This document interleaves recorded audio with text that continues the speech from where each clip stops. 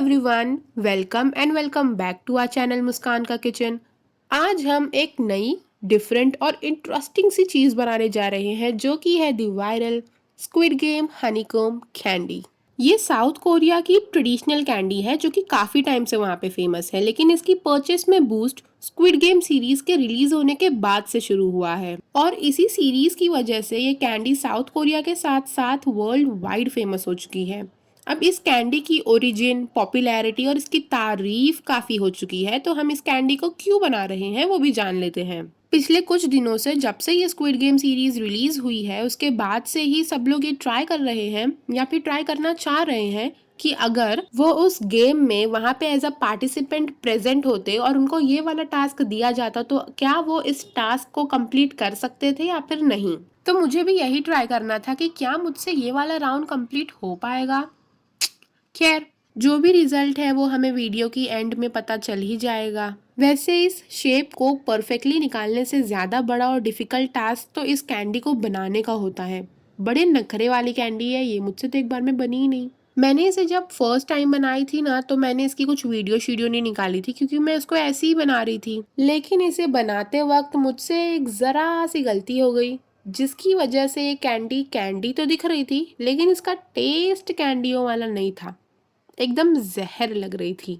Actually इसमें क्या गलती हुई थी, इस कैंडी को बनाते वक्त हमें सिर्फ एक पिंच यानी कि एक चुटकी बेकिंग सोडा डालना रहता है, लेकिन मैंने एक चुटकी बेकिंग सोडा की जगह पे 1 टीस्पून बेकिंग सोडा डाल दी, जिसकी वजह से ये कैंडी काफी अजीब सी टेस्ट कर रही थी, एकदम बिटर सी हो गई थी और इसकी शक्ल भी ना कुछ खास नहीं लग रही थी। रुके, मेरे पास ना इसकी एक पिक्चर भी होगी, मैं आपको दिखाती हूँ कि कितनी डरावनी दिख रही थी।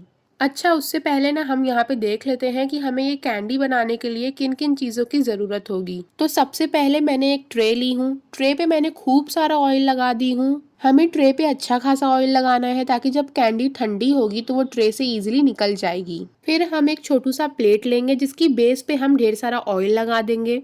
हम वही प्लेट यूज़ करेंगे कैंडी को ऊपर से प्रेस करने के लिए। और साथ ही में मैंने एक वाटर बॉटल का ढक्कन ली हूँ जो कि राउंड शेप में है। आप कोई भी शेप की स्टेंसिल ले सकते हैं और अगर आपके पास कुकी कटर है तो फिर बहुत अच्छी बात है, आप वो यूज़ कर सकते हैं। और लास्टली हम यहाँ पे एक सर्विंग स्पून ले लेंगे, हम अपनी कैंडी इसी में बनाने वाले हैं। तो ये जो पिक्चर दिख रही है ना आपको, ये वही कैंडी है जो मैंने पहली बार बनाई थी।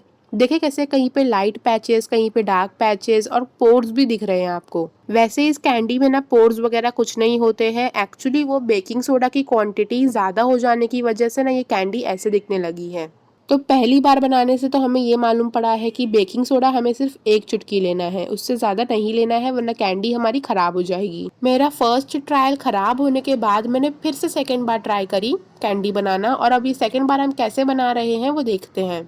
तो सबसे पहले यहाँ पे हम एक सर्विंग स्पून में 3 टेबलस्पून चीनी ले लेंगे। शुगर आप कोई भी वैरायटी की ले सकते हैं, आप पिसी हुई चीनी भी ले सकते हैं, आप ग्रैन्युलेटेड शुगर भी ले सकते हैं और आप ब्राउन शुगर भी ले सकते हैं। लेकिन आप बेकिंग सोडा की जगह पे बेकिंग पाउडर नहीं ले सकते हैं क्योंकि बेकिंग सोडा का अपना काम होता है और बेकिंग पाउडर का अपना काम होता है। तो हमें ये कैंडी बनाते वक्त सिर्फ बेकिंग सोडा चाहिए, यानी कि मीठा सोडा चाहिए। अच्छा, सर्विंग स्पून में चीनी डालने के बाद हम फ्लेम को ऑन कर देंगे और फ्लेम हमें लो पे ही रखनी है, हाई फ्लेम पे या फिर मीडियम फ्लेम पे हमें शुगर मेल्ट नहीं करना है वरना हमारा शुगर सिरप जल जाएगा और इसमें अजीब सा बर्न फ्लेवर आने लगेगा। तो जैसा कि आप देख सकते हैं मैंने इस सर्विंग स्पून को ज्यादा देर तक फ्लेम पे नहीं रखी हूँ। जैसे ही मुझे ऐसा लगता है कि अब इसे अच्छी खासी हीट मिल चुकी है मैं इसे फ्लेम से हटा देती हूँ, इसे थोड़ा सा मिक्स करती हूँ और फिर जब ऐसा लगे कि इसका टेम्परेचर डाउन जाने लगा है तो मैं इसे वापस से हीट अप कर लेती हूँ। बस यही एक चीज हमें करते रहना है जब तक शुगर अच्छे से पूरी तरह मेल्ट ना हो जाए।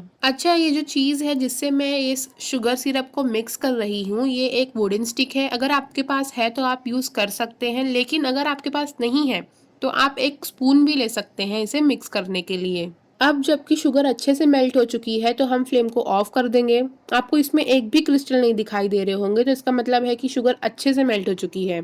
अब हम इसमें एक पिंच बेकिंग सोडा डाल देंगे। बेकिंग सोडा डालने के बाद हमें इसे काफी स्पीड में मिक्स करना पड़ता है ताकि इसका कलर जो है वो थोड़ा लाइट हो जाए और इसका टेक्सचर हमें दालगोना जैसा मिले। तो जब इसका टेक्सचर सिमिलर हो जाएगा तो हम इस मिक्सचर को ऑयल की हुई ट्रे में डाल देंगे पूरा मिक्सचर डालने के बाद हम सिर्फ 15 से 20 सेकेंड रुकेंगे, ज्यादा देर नहीं रुकेंगे क्योंकि ये कैंडी बहुत जल्दी हार्ड होने लगती है। 15 सेकेंड बाद जो छोटी प्लेट थी जिसके बैक साइड पे हमने ऑयल लगाए थे, उस प्लेट से हम इस कैंडी को ऊपर से प्रेस करेंगे और जो वाटर बॉटल का ढक्कन था उससे हम इस कैंडी के मिडिल में शेप दे देंगे। सेकेंड ट्रायल की ये कैंडी अच्छे से बनी तो मतलब इसमें सब कुछ सही था, शुगर अच्छे से मेल्ट हुई, बेकिंग सोडा का अमाउंट सही था, लेकिन जब मैंने इसको ट्रे में डाली और इसको शेप वेप दी तो ये कैंडी को ट्रे इतनी ज़्यादा पसंद आ गई थी कि कैंडी ट्रे से निकली ही नहीं, वो उसी में चिपकी रह गई। अब जब कैंडी निकली ही नहीं तो मैं उसकी फ़ोटो या फिर वीडियो कैसे आप लोगों को दिखाऊं, तो फिर मैंने इसको दोबारा से थर्ड टाइम ट्राई की। तीसरी बार भी सब कुछ सही था, लेकिन जब मैंने इस कैंडी को ट्रे में डाली, इसको ऊपर से प्रेस करने की कोशिश की, तो इस बार कैंडी को ट्रे कुछ खास पसंद नहीं आई, तो वो प्लेट से ही चिपक गई और अनफॉर्चुनेटली मेरा थर्ड ट्राई भी फेल हो गया। अब इतनी बार ट्राई करने के बाद मैंने देखी कि इस कैंडी की ये ट्रे के साथ बहुत गहरी दोस्ती लगती है, तो चलो अब हम इसे एक नए दुश्मन से मिलाते हैं। तो यहाँ पे आता है दलगोना कैंडी का नया दुश्मन, एल्यूमिनियम फॉइल। आप फॉइल पेपर की जगह पार्चमेंट पेपर भी ले सकते हैं, लेकिन मेरे पास पार्चमेंट पेपर अवेलेबल नहीं था, इसलिए मैंने फॉइल पेपर ली हूँ। एनीवेज आगे देखते हैं कि क्या हुआ। तो जब मैंने कैंडी को इस पेपर पे डाली, इसको प्रेस की, इस पे डिजाइन बनाई, तो सब कुछ स्मूथली हो गया। लेकिन देखते हैं कि क्या ये कैंडी एल्यूमिनियम फॉइल से निकलेगी या फिर ये इसे भी अपना दोस्त बना लेगी। तो कुछ टाइम गुजरने के बाद हमें ये मालूम हुआ कि कैंडी एल्यूमिनियम फॉइल से निकल चुकी है। मतलब मोरल ऑफ द स्टोरी ये है कि दलगोना कैंडी ने आखिर एल्यूमिनियम फॉइल को अपना दुश्मन मान ही लिया है। खैर अब कैंडी तो हमारी बन ही गई है, तो चलो फिर इस चैलेंज को भी हम कंप्लीट कर लेते हैं। तो जिन लोगों को नहीं पता है, इस चैलेंज का नाम है the squid game honeycomb challenge. इसमें क्या होता है, जो भी पार्टिसिपेंट्स होते हैं उन्हें एक डिब्बे में ये कैंडी और इसी कैंडी के साथ एक नीडल दी जाती है और उनसे कहा जाता है कि उन्हें ये शेप एक नीडल की मदद से इस कैंडी में से बिना इस शेप को तोड़े इसे निकालना है, वो भी सिर्फ 10 मिनट में। और जो ये शेप निकाल लेता है वो वाला राउंड जीत जाता है और अगले राउंड में चला जाता है। लेकिन जो इसे नहीं निकाल पाता है, उस पार्टिसिपेंट को एक मास्क और जंपसूट पहना हुआ आदमी वहीं पे मार देता है। और उस सीरीज में 4 अलग अलग शेप होते हैं, एक सर्कल होता है, ट्रायंगल भी रहता है, थर्ड शेप अम्ब्रेला होता है और फोर्थ शेप भी रहता है एक, मुझे याद नहीं आ रहा। अगर आपको पता है तो मुझे कमेंट सेक्शन में ज़रूर बताएं। मैंने भी ट्राई की इस शेप को निकालना और ये ज़रा भी डिफिकल्ट नहीं लगा, सिर्फ 2 मिनट में ये शेप इजीली निकल आया। पता नहीं कैसे वो सीरीज़ में लोगों से निकल ही नहीं रहा था। खैर हमने तो ये चैलेंज कंप्लीट कर दिए हैं, तो इसी बात पे वीडियो को लाइक कर दे, फैमिली और फ्रेंड्स के साथ शेयर करें और हमारे चैनल को सब्सक्राइब करना ना भूलें। बाय।